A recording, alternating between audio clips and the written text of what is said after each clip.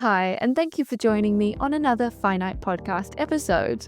It's no secret that the role of the CMO is shifting. I've seen countless white papers and reports tracking this shift, and so I thought it would be great to hear from an innovative marketer who has actually rode the wave of change themselves, and successfully, I might add. Today, you'll hear from Kat Wendelstadt, who has built an impressive career in tech VC, working with early to mid-stage companies to put them on the map. Kat has seen firsthand how marketing leaders are expected to know how to vibe code, build plugins, and engineer workflows on top of strategy and team leadership. With less roles available and increasing demands, how can marketers secure their careers and meet the ever-growing demands of their boards? How is hiring and team growth adapting? And what makes a modern marketing leader unemployable? All of this and more in this delightful conversation. I hope you enjoy. Hi, Kat. Thank you for joining me on the Finite Podcast today. It's very lovely to have you here. Thank you so much for having me. I'm excited. Yeah, me too. As we always do, I'd love to start by hearing a little bit more about your background in B2B marketing and B2B tech specifically, and how you came to your role at the moment. Sounds good. My career kind of spans two phases, a big corporate phase and then a startup phase. So in the big corporate phase, I've got experience in Microsoft. I was head of go-to-market for all of their hardware. And that's where I kind of started my B2B journey. And then for the last 10 years, I've been working with startups at an early stage, taking companies from 0 to 1 and from 1 beyond. I specifically focus on AI first companies more recently, since that obviously has come more to the fore. And I met Electric Twin, the company where I currently work, through a network of VCs. So I try and work closely with some top European VCs, and then end up being on their roster, and that's how I got the introduction.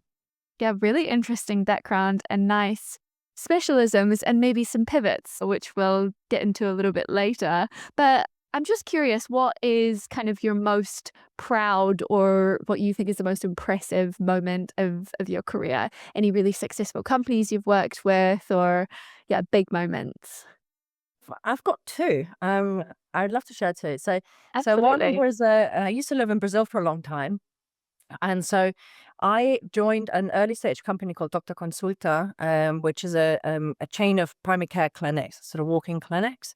I joined them really early stage. They had maybe 20 people as the CMO, and grew it to, we had 4 clinics when I joined. By the time I left 18 months later, which wasn't a huge amount of time actually, we'd grown to 40. And so the valuation gone from $70 million to close to $300 million.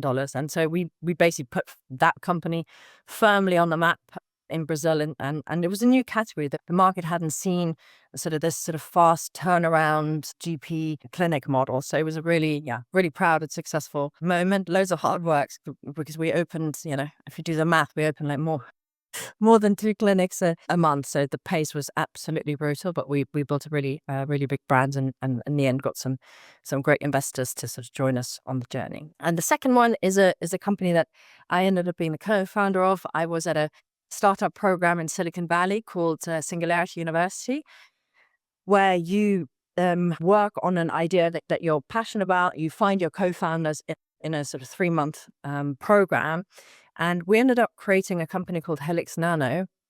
This is a relatively long time ago.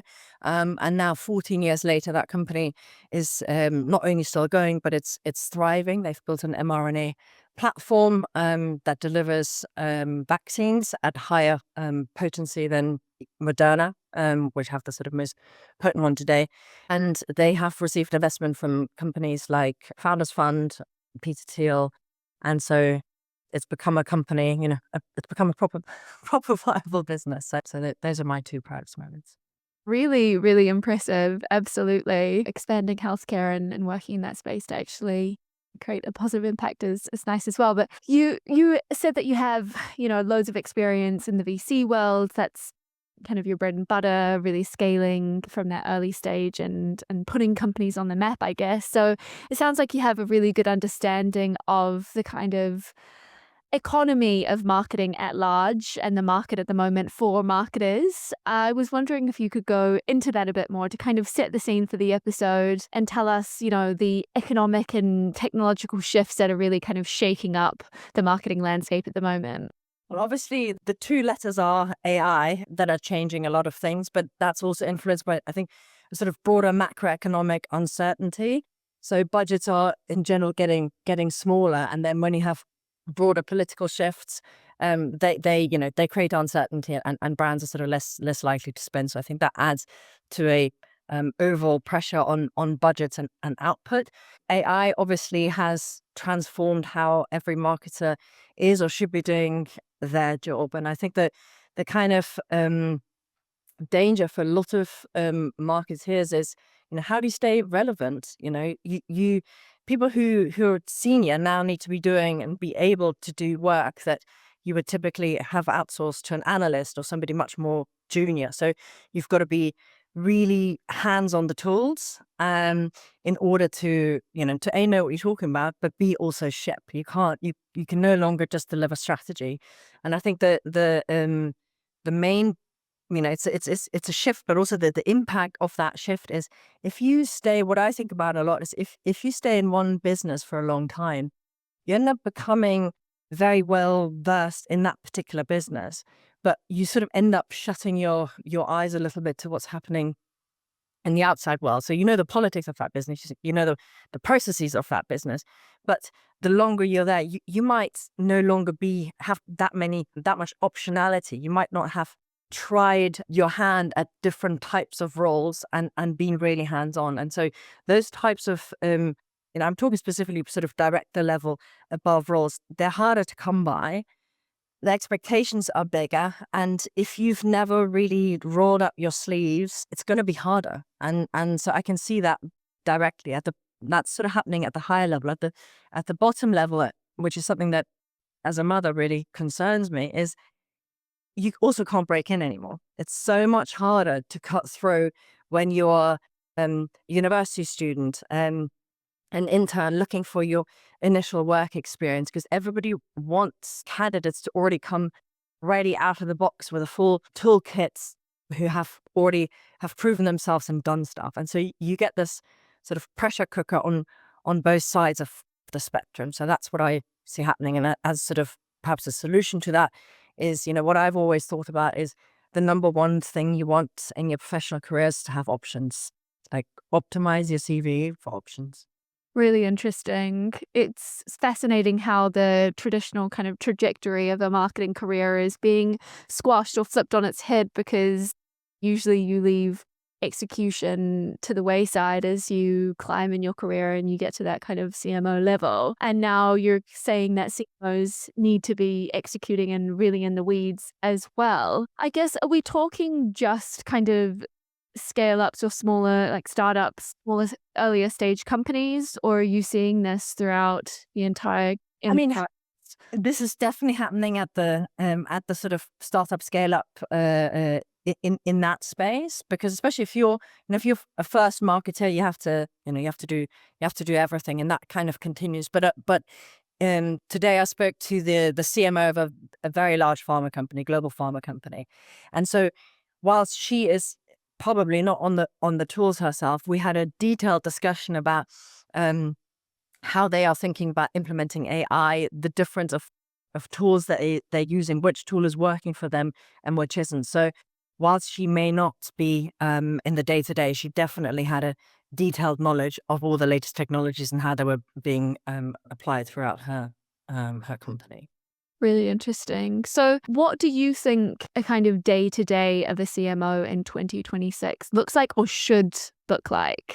So the thing I've got to be careful about is like practicing what we preach. I think that's the main thing. Time is I've sort of found with the arrival of AI, I'm busier than ever. It's not that I'm less busy, I'm actually more busy because I'm doing more stuff. So carving out time to dive into something that you want to learn about and get better at. I think you have to, I enjoy building. So I think CMOs should have, even if they're not doing it themselves, like they should be able to vibe code a landing page in Lovable, they should be able to ship a prototype of an idea so they can show it to the product team of how something might or should look, rather than a whole bunch of text. I think that is a requirement in the sort of startup scale up stage. for sure. And I think that the ideal would be to kind of block out a whole morning, big chunk of time where you go, okay, today I'm going to figure out how to set up Claude Code, or today I'm going to figure out how to, I don't know, automate my first outbound sequence, just to know so that you are up to date with what your team might be doing. And so you can give the right guidance, because otherwise you start becoming irrelevant. Mm. So it's more about not necessarily using the tools on a day-to-day basis, but understanding how they work in order to kind of optimize workflows and processes. And, I heard something interesting recently about how we need to be careful with automation because it stops you from really questioning if something should be done because it's so frictionless and easy to be done. So I guess it's really about having an understanding of the impact of tools, the extent to which they can be used, and whether we should be continuing with using them and the team using them in time, constantly kind of optimizing at that high level, which is still feels like a CMO responsibility and feels less of execution and more strategy for execution, if that makes sense.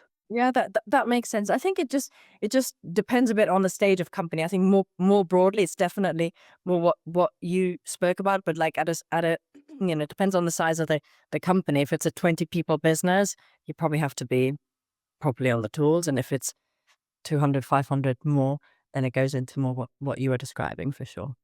So just to visualize this a bit more, to give some key core examples for our listeners to hold on to. Can you tell us how you've adapted recently to anticipate new challenges and needs for marketers and CMOs in 2026?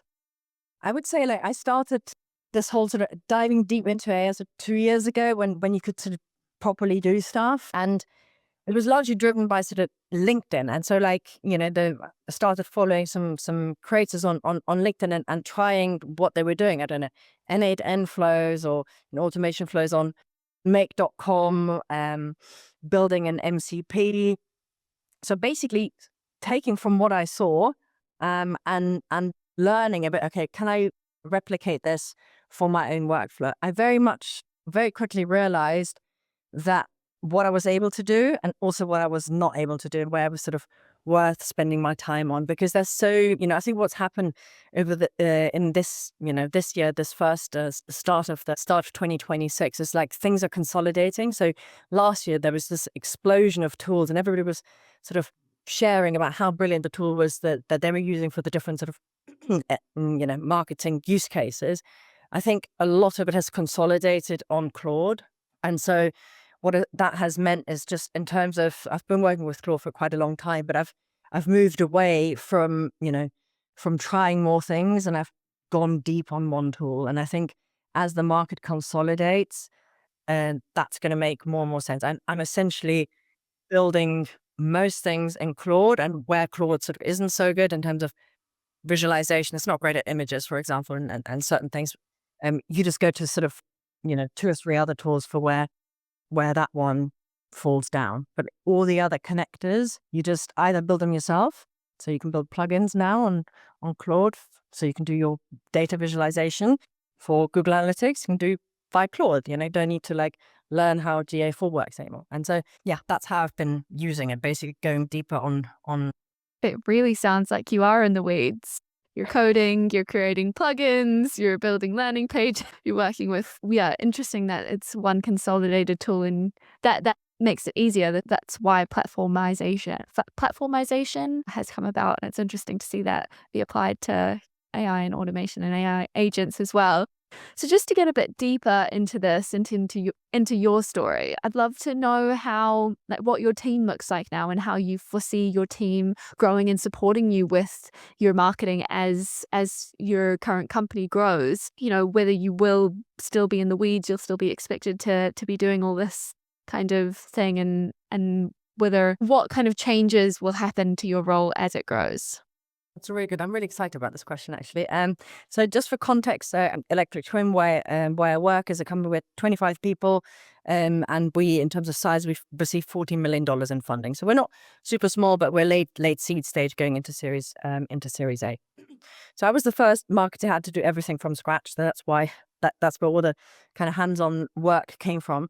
The way I'm building out my team now is I sort of like to take things to the absolute limit where I can then no longer handle it. So I know where the gap is and who do I need to hire first. And so it became very, very clear that I had to solve two problems. Basically, I wasn't quick enough. And the other problem was I need to produce more content, more output, more storytelling. And so my first hire is actually, I like to hire freelancers first and then see if they're good and then make them permanent. So my first hire is a freelancer who does content and automation. Second hire is a designer. So we have worked with a part-time designer. That's no longer enough. They need to come in full-time. I then have hired an analyst. That's the next, they're starting tomorrow. So this month's been absolutely crazy. So onboarding 3 people. And the analyst is a product analyst. So not a marketing analyst, but a product analyst who will really help us, work from insights on how the product is being used, get insights on the ICP, and then start that storytelling piece, which will then be represented in messaging, positioning, and the assets that we create, and help us connect the funnel end to end. Those are the first 3 hires. The other, what sort of I can see coming down the pipe in probably a couple of months, is a product marketing manager, and then at some point somebody to manage email. And how is AI and agents and automation affecting your approach to hiring and team growth? Are you going to be limiting your hiring because of AI agents? Do you think they can replace marketing roles entirely, maybe some more of those junior, more execution-focused ones? How are you handling this kind of conversation?